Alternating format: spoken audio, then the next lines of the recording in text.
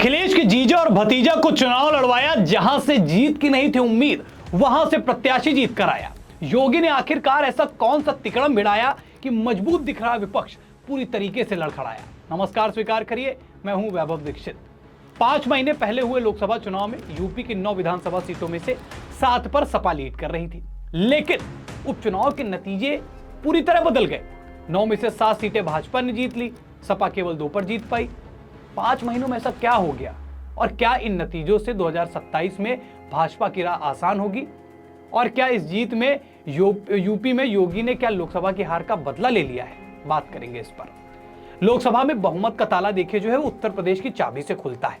5 महीने पहले यूपी से भाजपा के 29 सांसद जो है कम हो गए। योगी से सवाल हुए, उनकी लीडरशिप पर भी सवाल उठे। तभी से योगी ने अपनी वर्किंग और स्ट्रेटजी दोनों में बड़ा बदलाव किया। कार्यकर्ताओं से जुड़ाव बढ़ाया, अफसरशाही को स्पीड रिजल्ट देने वाला बनाया। योगी की छवि जो कि जिसमें डेंट लग गया था वो लोकसभा चुनाव में, उसे उन्होंने चैलेंज के रूप में ले लिया। इसीलिए 2 सबसे कठिन सीटों की जिम्मेदारी अपने पास रखी। 3 महीने पहले हर सीट की व्यक्तिगत जिम्मेदारी जो है उप मुख्यमंत्री और मंत्रियों को दी और लगातार रिव्यू करते रहे। देखिए, राजनीति में समीकरण बदलते देर नहीं लगती, लेकिन यह तय है कि नतीजों से माहौल भाजपा का बनेगा। लोकसभा नतीजों के बाद जैसी ऊर्जा सपा में आ गई थी, वही एनर्जी, वही ताकत अब भाजपा में दिखाई देगी। लोकसभा से सबक लेकर योगी सरकार ने नौकरी, पर्चा लीक, अफसरशाही जैसे मामलों पर सख्त फैसले दिए हैं।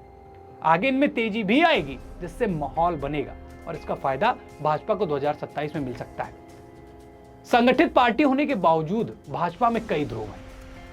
चुनाव के दौरान योगी ने नई लाइन दी, बटेंगे तो कटेंगे। बाकी भाजपा नेताओं ने अलग अलग शब्दों में इसका इस्तेमाल किया। महाराष्ट्र में चुनाव प्रचार के दौरान 8 नवंबर को पीएम मोदी ने भी कहा, एक हैं तो सेफ हैं। यूपी और महाराष्ट्र की जीत में इस लाइन को अहम माना जा रहा है। हो सकता है ये लाइन आगे जाकर पार्टी में बड़ी लकीर खींचने का भी काम करे। इन बातों के बीच एक सवाल यह भी उठता है कि क्या 2027 और 2029 में बटेंगे तो कटेंगे को धार मिलने वाली है? तो सुनिए, अभी तो ऐसा लग रहा है कि पिछले लोकसभा चुनाव में जातिवादी राजनीति के कारण पार्टी को कितना नुकसान हुआ, भाजपा के पास इसका पक्का मैथमेटिक्स है। इसलिए जाति का कांटा निकालने के लिए धर्म के कांटे का आगे ज्यादा इस्तेमाल होगा, इसकी संभावना भी अधिक है। लेकिन लोकसभा में कम सीटें, उसके बाद उपचुनाव में दमदार प्रदर्शन, इसके पीछे के कारण क्या हो सकते हैं? देखिए, कहा जा रहा है कि लोकसभा चुनाव में संघ जो है भाजपा के साथ नहीं था। इस चुनाव में संघ ने पूरी ताकत लगाई। योगी आरएसएस की पहली पसंद माने जाते हैं। लोकसभा चुनाव के दौरान संघ की सक्रियता कम हो गई थी, इसके तमाम कारण भी गिनाए जाते रहे। अलबत्ता इस चुनाव में संघ ने पूरी ताकत लगाई। संघ ने मथुरा में अपनी बैठक के दौरान योगी के बटेंगे तो कटेंगे वाले नारे पर भी मुहर लगाई। इसमें भी लेकिन विपक्ष के कई आरोप लगाए, जैसे कि उपचुनाव में सरकारी मशीनरी के दुरुपयोग के लगातार आरोप लगे। इसमें कितनी सच्चाई है? उपचुनाव में सरकारी मशीनरी के इस्तेमाल का प्रचलन बहुत पुराना है, आज का नहीं है। सरकार किसी की भी हो, एक सीमा तक ये सारी चीजें होती है, लेकिन रिजल्ट केवल इसी कारण ऐसे आए, ये कहना सही नहीं होगा। और अगर ऐसा होता तो लोकसभा चुनाव में भी ये हो सकता था। तब भी तो योगी मुख्यमंत्री थे और भाजपा की सरकार थी। ये तो वही बात हो गई ना कि मीठा मीठा गप गप, तीखा तीखा थू थू।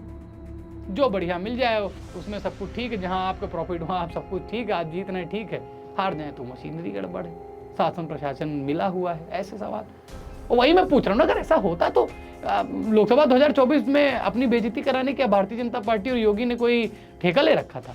वहीं पर ये चीज करके निकल जाते। झारखंड में भी तो देखिए बेहतर प्रदर्शन किया भारतीय जनता पार्टी से इन पार्टियों ने, वहां पर कोई सवाल नहीं।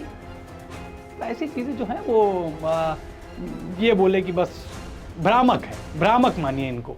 हार की कहीं भड़ास, एक कहावत सुनी होगी, खिसियान बिल्ली खंबा नोचे।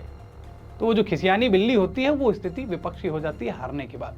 देखिए, अब स्थिति ऐसी हो क्यों गई, अब बताता हूं समाजवादी पार्टी क्यों फंस गई। देखिए, इसमें सबसे बड़ा कारण पता क्या था? वोट झिटकने की आवाज, वोट भयानक तरीके से खिसका। कैसे खिसका?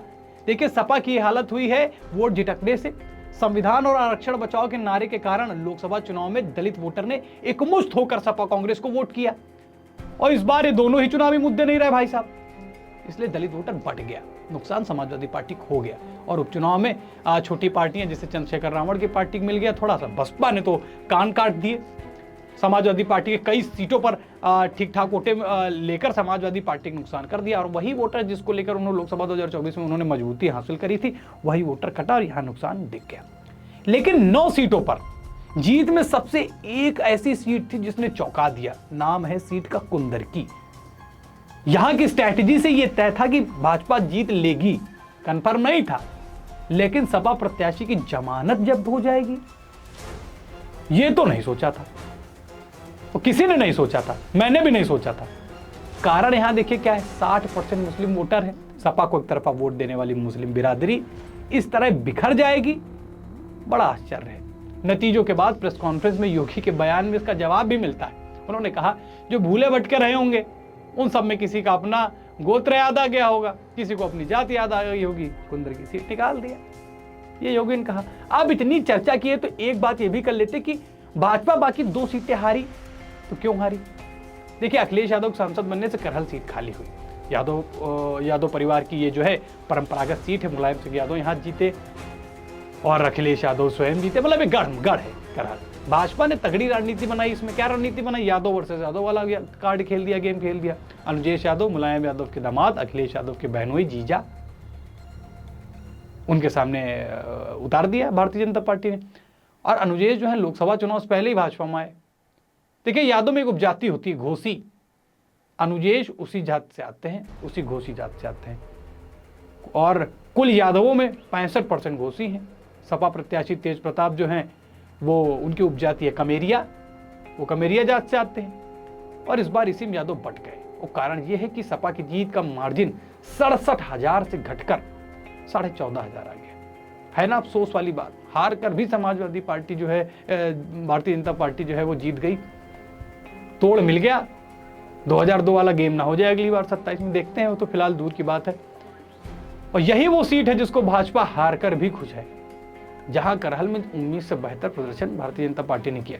देखिए उत्तर प्रदेश की राजनीति है ये, उत्तर प्रदेश नहीं, ये राजनीति है। कब क्या कैसे कहां कुछ हो जाए कुछ नहीं पता, सारे आंकड़े कब पलट जाए कोई भरोसा नहीं। मैंने जो बताया वो सारी चीजें कब मिट्टी मिल जाए कोई भरोसा नहीं, मेरे सारे एनालिटिक्स मिट्टी में मिल जाए, सभी राजनीतिक समीकरण मिट्टी में मिल जाए, मगर राजनीति का भरोसा नहीं है, पब्लिक का भरोसा नहीं है। और ये बचका ही क्यों रहा।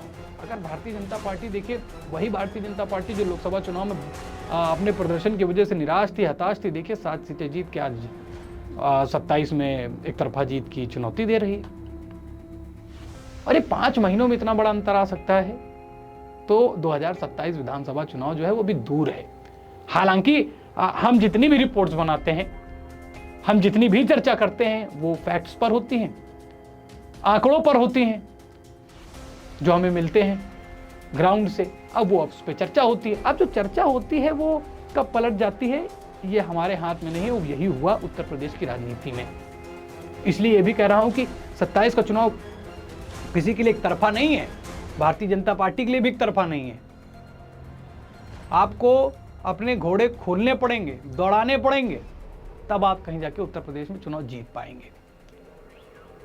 अब समय का इंतजार है, लेकिन फिलहाल जो आंकड़े हैं जिस पे हम बात करते हैं वो भारतीय जनता पार्टी की तरफ है। 2027 में उसको मजबूत दिखा रहा है, उसका फायदा मिलेगा बिल्कुल, थोड़ा बहुत तो मिलेगा, चाहे जितना राजनीतिक भूचाल आ जाए प्रदेश की राजनीति में। आपको क्या लगता है, मिलेगा नहीं मिलेगा? अगर मिलेगा तो कमेंट करके बताइए, नहीं मिलेगा तब भी कमेंट करके बताइए। वीडियो लोगों को शेयर करिए, बताइए उत्तर प्रदेश की राजनीति, उत्तर प्रदेश की जनता धन्य है। कब कहां कैसे कुछ पलट जाए कोई भरोसा नहीं, और राजा को रंक बना दे, रंक को राजा, ऐसी उत्तर प्रदेश की है जनता। फिलहाल इस खबर में इतना ही, फिर मिलेंगे नई खबर के साथ। वीडियो अच्छी लगी हो तो वीडियो को लाइक और शेयर करिएगा। चैनल को अभी तक अगर सब्सक्राइब नहीं किया तो चैनल जरूर सब्सक्राइब करें। फिर मुलाकात करेंगे अगली खबर में। धन्यवाद।